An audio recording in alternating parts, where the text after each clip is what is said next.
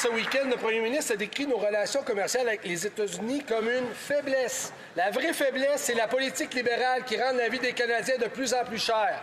Le coût de l'essence, qui était à 1,40 le litre il y a quelques mois, est rendu à 1,80. Les mathématiques libérales vont retirer 10 cents le litre. Mais, M. le Président, il reste toujours 30 cents le litre de plus pour les citoyens. Monsieur le Président, quand ce gouvernement libéral va suspendre toutes les taxes fédérales sur l'essence?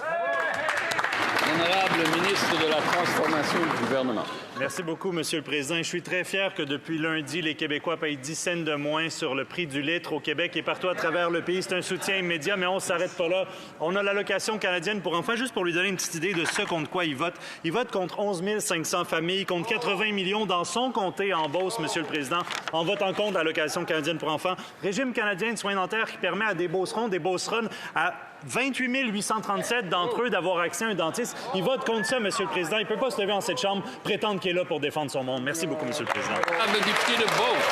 Monsieur le Président, l'inflation libérale coûte cher. Les taxes libérales coûtent cher. L'inaction des libéraux coûte cher. Les mathématiques des libéraux coûtent extrêmement cher. Écoutez bien ça. Les libéraux annoncent un rabais de 4 cents le litre de diesel. Ça a de l'impact terrible. Donnez un exemple. Dans un camion d'épicerie, il y a 15 000 produits. Le 4 cents le litre équivaut à 1/5 de cent par produit. Bravo! En bref, ça vaut pas une scène. Monsieur le Président, est-ce que le gouvernement va adopter notre plan et suspendre toutes les taxes fédérales sur l'essence? L'honorable ministre.